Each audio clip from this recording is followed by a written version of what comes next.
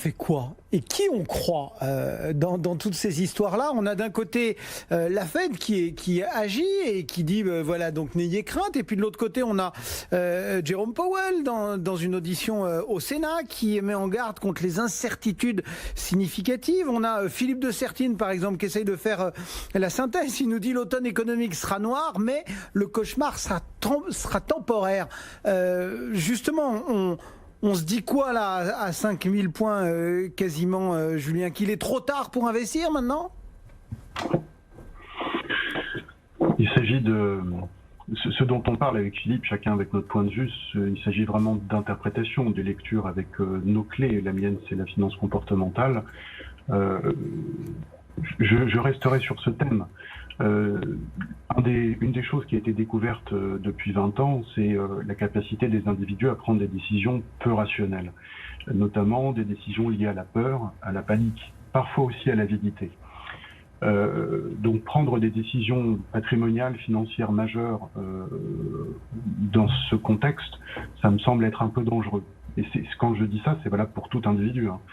Il n'y a pas de gens qui se sortent de leurs propres émotions au moment de la décision, justement, d'acheter, de vendre, de procéder à un investissement. Donc la logique qu'il faut respecter, c'est celle de connaître son profil de risque. Parce que si on suit son propre profil de risque, une fois qu'on l'a compris, est-ce qu'on est capable d'assumer à un moment que le portefeuille baisse de 20, 25, 30%, ou est-ce qu'on ne peut pas l'assumer? Voilà, ça c'est une chose importante, et de garder ses investissements dans cette logique de profil de risque. Maintenant, si on doit quand même faire un commentaire de circonstance dans la période actuelle, au-delà de cette notion de profil de risque qui pour moi est vraiment la clé de l'investissement, eh bien je dirais que nous venons de vivre quelque chose de très significatif, mais nous étions préalablement dans une dynamique qui, alors c'est là où je suis pas trop d'accord avec Philippe, qui était quand même bonne. On avait une amélioration du contexte économique et on avait notamment des marchés d'actions qui étaient sur des sommets. Donc ce n'est pas le moment aujourd'hui de modifier son risque et de le réduire. Je pense clairement que ça n'est pas le moment. En revanche, si dans 3 mois, 6 mois, ou peut-être dans 1 mois, je ne connais pas la vitesse des marchés, les cours vont à nouveau progresser significativement, peut-être la question peut se poser. Voilà.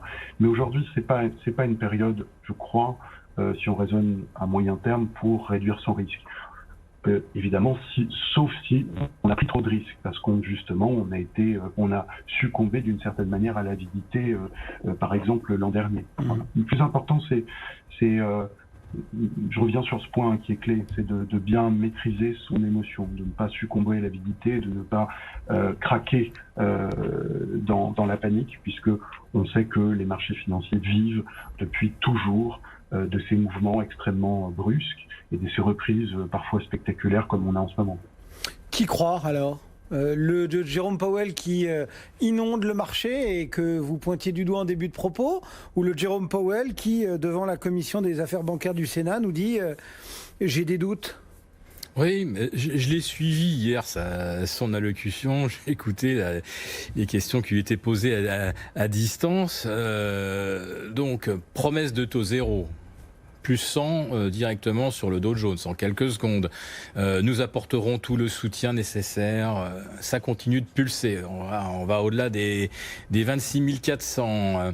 Et puis à un moment, à une question d'une sénatrice, il répond ah oui, mais on sera quand même amené à réduire notre bilan au fur et à mesure de l'amélioration des conditions économiques. Et là, le Dow Jones, il fait de mémoire, je crois, moins 500 points. En 3-4 minutes, voilà. Alors, je ne sais pas si quelqu'un a vraiment eu le temps de saisir des ordres de vente ou s'il y a des systèmes qui analysent les réponses de Jérôme Powell. En tout cas, il y a des mots qu'il ne faut pas prononcer. Réduction du bilan, il ne faut pas le prononcer. Il faut toujours dire l'économie a besoin de soutien, nous serons là. Alors quand il dit que la recovery va être lente, que tout le monde ne retrouvera pas du travail avant 2022, donc ça plaît au marché. Ça veut dire que ça va mal aller. Effectivement, l'automne sera noir ou le printemps 2021 sera gris. Tout dépend. Si vous écoutez Larry Kudlow ou Donald Trump, au contraire, on va avoir un automne de feu juste avant les élections. Enfin, en tout cas, le discours de la Fed en en lui-même, c'est ça risque d'être pénible, donc on est là et on va continuer de soutenir. Ça, c'est parfait pour Wall Street. De toute façon, vous voyez bien, 50% de hausse pour le Nasdaq 100 depuis le 18 mars, face à une économie... alors, le mot incertitude est beaucoup trop faible. Vous n'avez personne qui aujourd'hui peut faire une prévision à 3 mois. C'est le mot retenu par Jérôme Powell, je suis désolé. Hein. Oui, oui. Mais enfin, l'incertitude est telle qu'on n'a jamais vu un marché progresser face à une telle incertitude, ni en 87, ni en 98, comme le mentionnait Julien.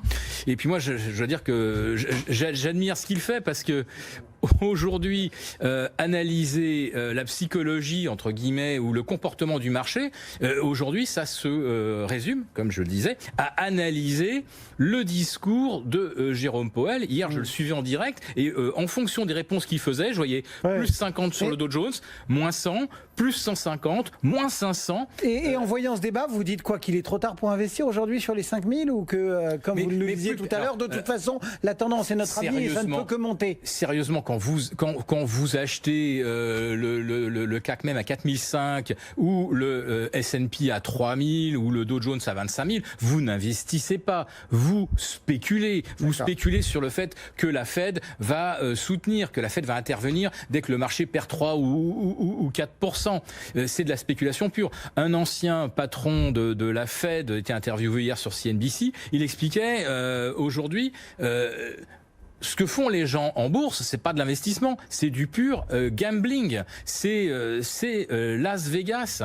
Et avec un biais de confirmation qui est aujourd'hui, quand on achète, ça ne peut que monter. Et on a cette étude qui démontre que les nouveaux venus en bourse gagnent beaucoup plus d'argent que des gens expérimentés qui, eux, se méfient des niveaux de valorisation, de l'économie incertaine. Vous avez là une ruée en meute de gens qui ont tous la même stratégie et qui en fait scellent la même stratégie que les algos. Et ça, ils ont tous très bien compris que les algos font la pluie et le beau temps, et la Fed également. Philippe Béchat de la Bourse au quotidien, Julien Nebenzal, Futur IM, le face-à-face du jour.